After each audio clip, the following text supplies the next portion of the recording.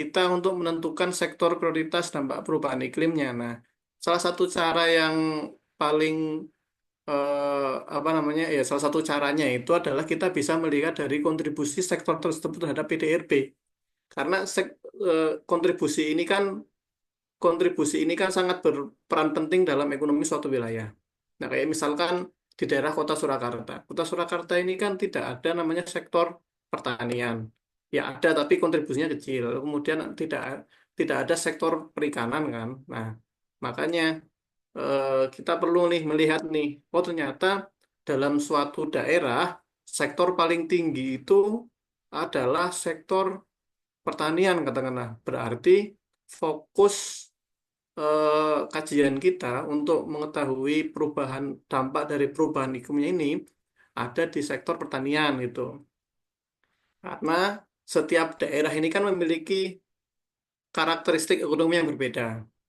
Daerah di lereng gunung, daerah kota-kota kecil, kota-kota seperti kota Solotigo, kota Surakarta, kemudian kota Magelang, itu kan kota-kota yang lebih banyak eh, sektor ekonominya kan berasal berasal dari jasa. Jasa artinya sektor-sektor yang terdampak perubahan iklim ini perlu kita tambahi lagi. Ya bisa jadi sektor transportasi ataupun sektor pariwisata seperti itu. Ini kita studinya di Kota Surakarta ya. Karena memang Kota Surakarta ini sektor ekonominya jasa, maka sektor ekonominya banyak dari jasa, berarti sektor-sektor yang kita kaji dalam adaptasi perubahan iklim ini itu adalah sektor yang mendukung dari jasa tersebut. Salah satunya adalah sektor air. Nah, sektor air ini kita bisa mengkaji dari peta daya dukung daya tampung lingkungan. Nah, ini kita perlu mengkaji ya daya dukung daya tampung lingkungannya, lalu kemudian kita juga menghimpun data kualitas air, kemudian kita juga harus menampilkan peta jasa penyedia lingkungan, JASLING. Sebenarnya secara alami, secara geomorfologi itu wilayah Kota Surakarta ini eh, mampu nggak sih memenuhi kebutuhan airnya sendiri gitu, sektor air, lalu kemudian sektor pertanian dan ketahanan pangan. Nah ini eh, peta-peta yang ditampilkan itu ya peta jasa lingkungan penyedia, karena Kota Surakarta ini kan memang eh, secara secara RT RW kan sebenarnya mereka memproyeksikan pa- padinya 0% ya, dan kebutuhannya kan berasal dari kota sekitar. Ini kalau kita ingin mengetahui apakah sektor pertanian merupakan sektor yang terdampak perubahan iklim, kita juga harus tahu rantai pasok suatu wilayah itu dari mana. Nah, Solo ini rantai pasoknya ternyata dari wilayah sekitarnya. Jadi dalam kajian perubahan iklim ini, maka perlu juga kita melibatkan kabupaten-kabupaten lain. Makanya nanti output dari dokumen ini kan masuk di dalam dokumen perencanaan ataupun masuk di dalam dokumen RPJMD ataupun nanti dibawa ke tingkat musrembang. Lalu kemudian sektor kesehatan, karena memang kesehatan ini DBD itu kan tropis, negara kita negara tropis yang artinya semua daerah di Indonesia itu endemi ya, endeminya DBD, dan kemudian sektor kebencanaan. Nah, ini peta-peta, data-data peta JI yang digunakan. Nah, ini yang sektor yang paling penting, yang perlu banyak menggunakan JIS itu sebenarnya adalah sektor pesisir. Sektor pesisir ini kan sektor yang sangat rumit ya, menurut menurut menurut kami itu rumit ya, karena pertama ini wilayah yang benar-benar terdampak perubahan iklim secara nyata, secara real. Kalau teman-teman main ke Demak, ke daerah Pekalongan, itu kan benar-benar kelihatan kan bagaimana garis pantainya tuh berubah, kemudian banyak desa-desa atau fasilitas umum di dalam suatu desa itu tenggelam dan hilang. Kenaikan muka air lautnya itu kelihatan nyata. Nah, disinilah peran JIS itu berperan sangat vital dalam menentukan eh, apa namanya salah satu sektor ya, sektor pesisir. Di sini ini contohnya ini nih, ini contoh dari pemetaan di wilayah Demak, lalu kemudian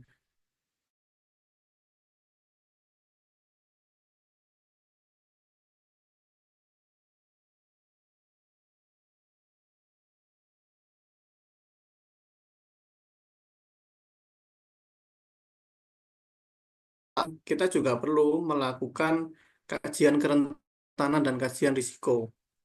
Nah, jadi kan kita kan tadi kan udah bisa menentukan nih sektor-sektor apa yang merupakan terdampak perubahan iklim pada suatu daerah tersebut. Tadi kan itu kajian kami yang ada di Kota Surakarta, lalu kemudian ada beberapa contoh kajian yang ada di wilayah pesisir. Nah, tahapan selanjutnya ketika kita sudah menentukan sektor-sektor yang terdampak perubahan iklim tersebut, maka tahap selanjutnya kita melakukan kajian kerentanan dan risiko. Nah, yang pertama ada lima, lima, lima apa namanya tahap ya. Yang pertama itu analisis kondisi iklim dan kejadian iklim. Kemudian penyusunan skenario iklim periode masa depan, pengkajian dampak kejadian iklim historis. Kemudian yang keempat analisis historis dan yang kelima adalah analisis kapasitas kelembagaan dalam mengendalikan perubahan iklim. Nah, kelima ini saling berkaitan ya. Kalau yang pertama ini contohnya nih. Kita melakukan analisis kondisi iklim kejadian ini, data yang digunakan ini dari BMKG. Jadi kita bisa mengetahui tren kenaikan suhu rata-rata. Biasanya teman-teman dari ahli klimatologi yang mengerjakan hal ini. Memang ini betul murni perhitungan klimatologi ya. Pemodelan iklim yang digunakan itu AR5 skenario RCP ya. Skenario ini datanya kalau nggak salah ini data dari citra satelit juga dari remote sensing. Nah, sebenarnya ada dua metode bisa menggunakan data-data ini lalu ada juga data dari suhu permukaan atau urban heat itu. Nah, dalam kegiatan adaptasi perubahan iklim juga kita melakukan pengajian bahaya ya. Bahaya. Bahaya itu parameternya bahaya seperti bahaya banjir, longsor, kekeringan. Ini kan bahaya-bahaya yang diakibatkan oleh perubahan iklim. Bahaya banjir karena apa? Karena hujan yang sangat tinggi. Hujan dengan intensitas yang tidak masuk akal gitu sebenarnya. Kalau kenapa saya bilang tidak masuk akal? Biasanya hujan itu kan eh, turun, masa katakanlah dalam 1 minggu itu 5 hari ya. 5 hari itu turunnya stabil lah. Tapi akibat perubahan iklim itu kan hujan yang harusnya turun 5 hari itu berubah hanya sehari dan 2 hari, tapi dengan intensitas yang sangat tinggi gitu. Jadi dari pagi sampai kalau nggak dari sore sampai malam hujan terus gitu. Besoknya nggak hujan, 2 hari 3 hari nggak hujan, lalu hujan lagi. Nah itu kan apa dampak perubahan iklim. Lalu kemudian longsor ya, hujan disertai angin kencang dan sebagainya menyebabkan longsor. Lalu kemudian juga karena biasanya ada kekeringan, ya, karena ada El Nino, El Nino, La Nina ya, El Nino gitu. Kemudian angin puting beliung, kebakaran, dan penyakit DP. Ini bahaya-bahaya yang disebabkan karena perubahan iklim. Analis bahaya ini analisisnya tentu pada pada umumnya ya, seperti kemudian data yang digunakan, data 3 tahun terakhir. Jadi kalau dalam analisis adaptasi perubahan iklim ini, unit analisisnya itu per desa, bikin per desa. Kayak misalkan dalam satu kabupaten ada 400 desa atau katakanlah atau enggak, ya memang harus per desa, datanya memang harus rigid per desa. Makanya kita menggunakan data-data seperti data dari Podes. Nah ini contohnya jadi bahaya banjir, kemudian bahaya penyakit DBD, kemudian setelah kita bahaya kita bikin namanya kerentanan. Kerentanan tuh peta yang dibutuhkan peta administrasi, peta penutupan lahan, dan peta daya dukung, daya tampung. Kerentanan apa sih?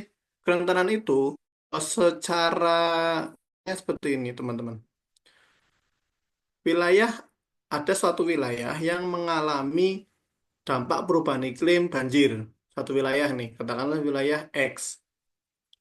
Wilayah X ini kan, wilayah X ini kan semua terkena banjir. Tetapi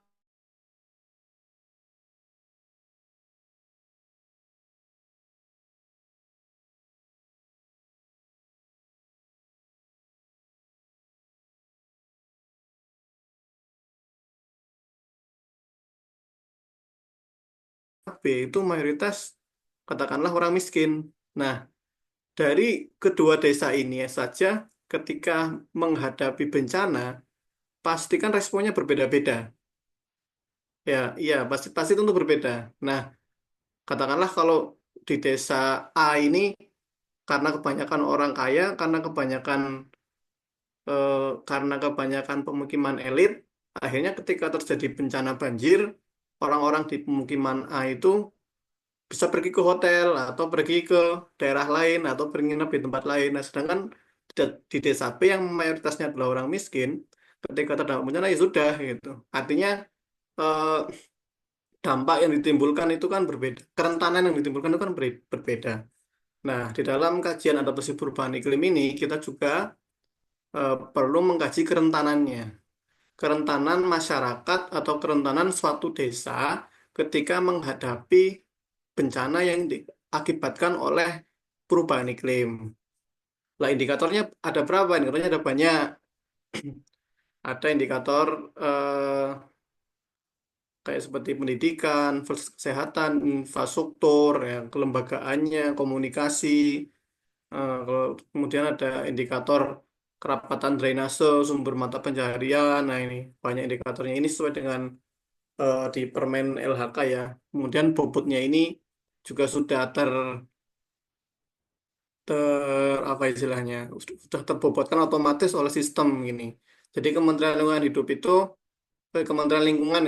Lingkungan Hidup itu membuat satu sistem yang namanya ini SIDIK, Sistem Informasi Data Indeks Kerentanan. Nah, jadi data-data yang indikator-indikator ini kan banyak didapatkan datanya dari Podes, data Podes ini, contoh data yang sudah ada oleh data Podes, BI Desa, kemudian dimasukkan ke dalam satu sistem yang namanya SIDIK, Sistem Informasi Data Indeks Kerentanan. Nah, ketika data-data tersebut dimasukkan, itu kan terkodifikasi otomatis ya, karena sudah terbobotkan, maka akan menghasilkan wilayah kelas kerentanan. Jadi ada beberapa kerentanan yang kerentanannya rendah, sedang, dan tinggi. Nah, ini kota Surakarta contohnya.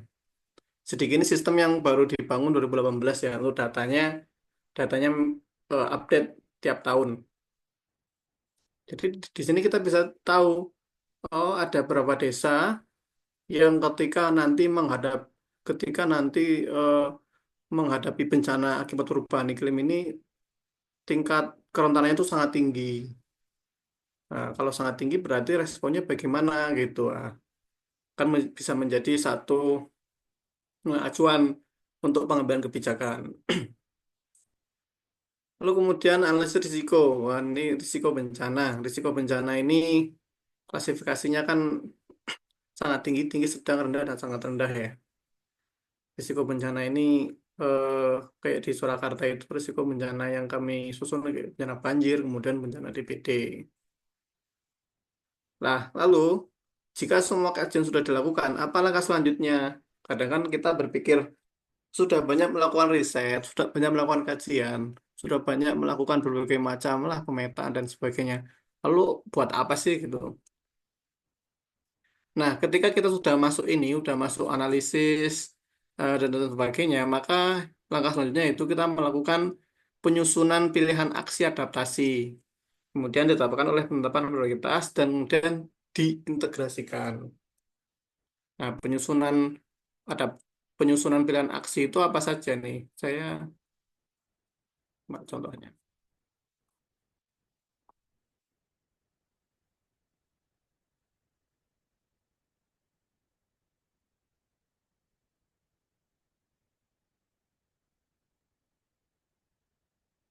Nah, ini bentar saya. Ini merupakan contoh ada penyusunan adaptasi, penyusunan aksinya ya di Provinsi Jawa Tengah. Katakanlah untuk merespon ini, merespon eh, sektor pertanian. Nah, maka kita perlu melakukan kegiatan pengembangan pengelolaan sistem irigasi karena kan kita kan udah mengetahui itu sektor prioritasnya ada di mana. Oh, ternyata pertanian.